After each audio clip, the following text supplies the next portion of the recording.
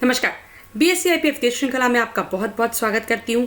हम साल के अंत में है, ऐसे में टैक्स से जुड़ी चीज़ें हमने क्या करनी चाहिए, वित्तीय नियोजन किस तरीके से करना चाहिए, अलग अलग विषयों पर हम चर्चा करते ही आ रहे हैं। लेकिन एक महत्वपूर्ण विषय कि एक जगह होती है जहाँ पर हम अपने घर के सारी मूल्यवान वस्तुएं रखते हैं। लेकिन कभी कभार यदि हम कभी बाहर जाते हैं, बहुत ट्रैवलिंग होता है, या अक्सर मेट्रो सिटीज़ में या फिर बड़े शहरों में जहाँ पर कपल मतलब स्पाउस मतलब आप हो और आपके स्पाउस हो, मियाँ बीवी दोनों भी जहाँ पर काम पे जाते हैं, तो ऐसे में घर की जो मूल्यवान वस्तुएं होती है वो कहाँ रखना, ये सवाल अक्सर आता है। और उसका जवाब होता है नेशनलाइज्ड बैंक्स और कमर्शियल बैंक्स हो या प्राइवेट बैंक्स हो, ये सारे बैंक्स, बहुतांश बैंक्स ये लॉकर की सुविधा उपलब्ध करा कर देते हैं। तो एक सामान्य नागरिक, एक सामान्य निवेशक, एक सामान्य ग्राहक किस तरीके से लॉकर का उपयोग और लाभ खुद के लिए ले सकता है, ये आज के वीडियो में हम देखेंगे। बहुत महत्वपूर्ण विषय है, सुरक्षा से जुड़ा विषय है। जैसे हम खुद की सुरक्षा के लिए इंश्योरेंस खरीदते हैं, वैसे ही हमारी मूल्यवान वस्तुओं को सुरक्षित जगह पर रखने के लिए कोई जगह यदि होती है तो वो लॉकर होते हैं। इस वीडियो में हम लॉकर से जुड़ी सारे विषयों के बारे में बात करेंगे। कहते हैं पैसे बचाना भी पैसे अर्न करना हो सकता है, बचत भी कमाई हो सकती है। तो हमारी मूल्यवान वस्तु को बचाकर रखना ये भी उतना ही ज़रूरी होता है। तो आइए इस विषय को आगे ले जाते हैं। लेकिन इसके पहले इस विषय को हम आगे ले जाएंगे। ये सारे विषय आप तक बीएससी आईपीएफ और सेबी लेकर आ रहा है, तो सत्र के अंत में उन्हें धन्यवाद बोलना मत भूलिएगा। सो आइए शुरू करते हैं। Locker, all you need to know about. Locker से जुड़ी वो सारी बात करेंगे जो एक सामान्य ग्राहक और निवेशक को पता होनी चाहिए। एक लॉकर ऐसी चीज़ है, लॉकर ऐसी जगह है कि जहाँ पर हम हमारी मूल्यवान वस्तुएं, फिर मूल्यवान वस्तुओं में कागजात भी हो सकते हैं, ज्वेलरी भी हो सकती है, कुछ रोकड़ भी हो सकती है। वहाँ पर जो मूल्यवान चीज़ें आपको लगती है वो सारी चीज़ें रखने की एक जगह है, वो मतलब लॉकर। आरबीआई के कुछ गाइडलाइंस होते हैं कि उसकी सेफ्टी के मेजर्स कैसे होने चाहिए, लॉकर के आजू बाजू की दीवार कितने मिलीमीटर की होनी चाहिए, उसका थिकनेस कितना होना चाहिए, गेट कौन से कंपनी का होना चाहिए, उसका थिकनेस क्या होना चाहिए, उसके सेफ्टी मेजर्स क्या होने चाहिए। तो वो निस्संदेह अपने घर से थोड़ी सी ज़्यादा सुरक्षित जगह होती है जहाँ पर हम हमारे वैल्यूबल्स रख सकते हैं।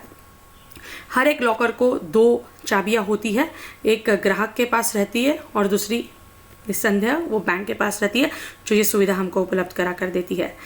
अगर एक चाबी हमसे खो जाती है, क्योंकि एक ही हमारे पास है, वो यदि हमसे खो जाती है तो लॉकर बंद हो जाएगा। उसको खोलेगा कौन? क्योंकि जब भी कभी हम लॉकर खोलने जाएंगे तो एक चाबी आपकी लगती है और दूसरी बैंक की लगती है। सो दोनों चाबियां लगने के बाद ही वो लॉकर खुलता है। यदि हमारी चाबी खो गई तो उसके लिए अंदर जाने के लिए हमको कुछ शुल्क देना पड़ता है, तो उस शुल्क के साथ हमको दूसरी चाबी मिलेगी और फिर हम अंदर जा पाएंगे। सो चाबी खोना नहीं है, मतलब लॉकर जितना सुरक्षित है उतनी ही चाबी भी हमको सुरक्षित रखनी होती है।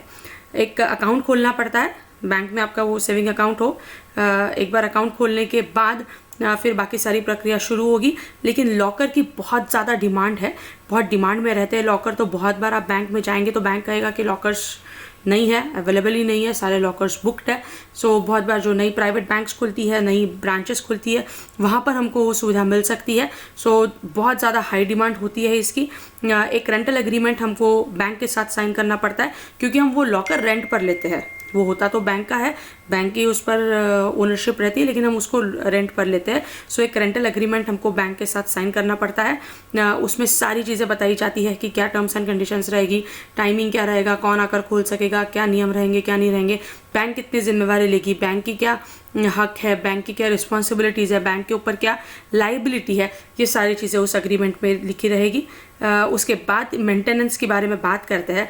लॉकर का जो रेंटल रहेगा, मतलब भाड़ा, कितना भाड़ा देना पड़ेगा, वो बैंक के ऊपर डिपेंड करेगा। बड़ी बैंक है निस्संदेह ज़्यादा उसका चार्ज हो सकता है। ब्रांच बहुत ज़्यादा मार्केट में जो होगी, सराफा में अदर ब्रांच है तो उसका लॉकर के जो प्राइजेस होंगे वो डेफिनेटली ज़्यादा होंगे। साइज़ क्या है, लॉकर के 2-3 साइजेस होते हैं। अक्सर लॉकर, छोटे वाले लॉकर लिए जाते हैं। फिर जैसे किसी को थाली या पानदान रखना है तो उसके लिए बड़ा लॉकर लगता है। तो जैसे साइज़ बढ़ेगा उसी के हिसाब से रेंट भी बढ़ेगा।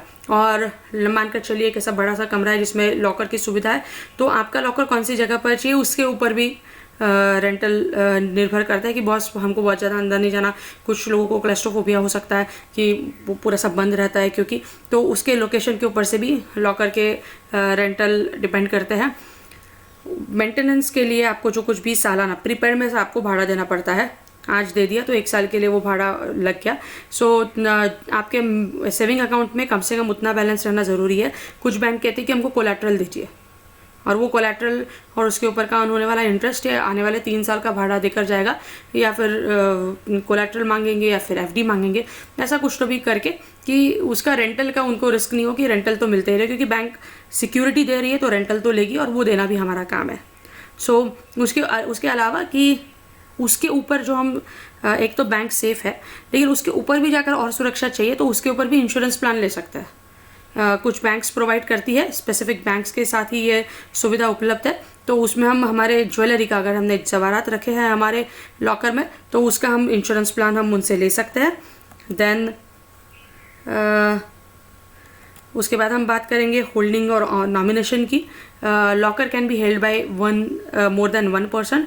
2 लोगों के नाम उस पर चढ़ सकते हैं कि एक व्यक्ति अगर नहीं है, उसकी मृत्यु हो जाती है तो दूसरा व्यक्ति उसको एक्सेस कर सकता है। और नॉमिनी रखना ज़रूरी है। नॉमिनी नहीं रखते तो निस्संदेह लीगल हेयर को उसके सारे राइट्स चले जाएंगे और लीगल हेयर उसको ऑपरेट कर पाएगा। सो एक से ऊपर दो लोगों के नाम से यूजुअली रखना चाहिए, नहीं तो कम से कम नॉमिनी करके तो रखना ही चाहिए लॉकर को। अगर आपको खाता बंद करना है, कुछ कारणवश के अभी लॉकर की ज़रूरत नहीं है, अब हमको बंद करना है, we want to get out of it, तो आपको सरेंडर का एक फॉर्म होता है, वो फिल करना पड़ता है। सरेंडर का फॉर्म जब आप फिल करेंगे, बेसिक फॉर्मेलिटी करेंगे, कुछ पेपर साइन करेंगे, आपको आपका लॉकर पूरा खाली करके देना होता है, फिर चाबी भी आपको वापस करनी पड़ती है। और जो कुछ भी आपने पैसा देकर रखा है प्रीपेड में, उसमें से कुछ पैसा रिफंड हो सकता है, लेकिन वहाँ लिखा है कंडीशन सप्लाई। छोटे अक्षरों में नहीं लिखा, बड़े अक्षरों में ही लिखा है, जो अक्सर हमको देखने को मिलता है कि बहुत सारा कमिटमेंट होता है, नीचे थोड़ा सा छोटे से अक्षरों में लिखा रहता है कंडीशन सप्लाई। सो यहाँ पर कंडीशन सप्लाई ये होती है कि कुछ बैंक कहेगी कि नहीं, एक बार आपने दे दिया वो वापस नहीं करेंगे, लेकिन कुछ बैंक्स वो पैसा वापस भी करती है। सो ये bank to bank, branch to branch differ करेगा। लेकिन लॉकर एक ऐसी चीज़ है जो हर एक के पास, अगर आपके पास मौल्यवान वस्तु है तो निसंदेह लॉकर का उपयोग करना चाहिए। अच्छी बैंक में हो, बड़ी बैंक में हो। बहुत लोग प्राइवेट लॉकर्स भी चालू किए हैं आजकल। तो एक सवाल अक्सर आता है कि प्राइवेट लॉकर्स में जाना चाहिए क्या? तो क्रेडिबिलिटी, इंटीग्रिटी, ये 2 बहुत महत्वपूर्ण चीज़ें हैं। प्राइवेट लॉकर्स के बारे में एक ज़रूर कर लेवे कि प्राइवेट लॉकर्स में यदि आप आपके मौल्यवान वस्तुएं रख रहे हैं और उसको अगर हायर कर रहे हैं, तो उस पुलिस स्टेशन में, जो एरिया में वो प्राइवेट लॉकर आता है, उस पुलिस स्टेशन में उस प्राइवेट लॉकर की नोंद है नहीं है, उसके बारे में पूरी थोड़ी जानकारी ले ले, क्योंकि आरबीआई के कुछ गाइडलाइंस होते हैं जिसमें वो सारे नियम होते हैं। सो बेसिक जानकारी लेने के बाद ही प्राइवेट लॉकर्स में आप आपका खाता या फिर लॉकर हायर कर सकते हैं, वहाँ पर अपना अकाउंट खोल सकते हैं। सो आज हम यहीं पर रुकते हैं। आपको हमारे सत्र पसंद आ रहे, बहुत बहुत धन्यवाद। ऐसे ही कोई विषय के बारे में रोचक जानकारी चाहिए होगी तो हमें ज़रूर बताएं, और कमेंट सेक्शन में अपना नाम और ईमेल एड्रेस लिखना मत भूलिए। कोरोना ख़त्म नहीं हुआ है, लॉकडाउन में ये पहल शुरू की थी, अभी भी घर पर रहिए, सुरक्षित रहिए। धन्यवाद।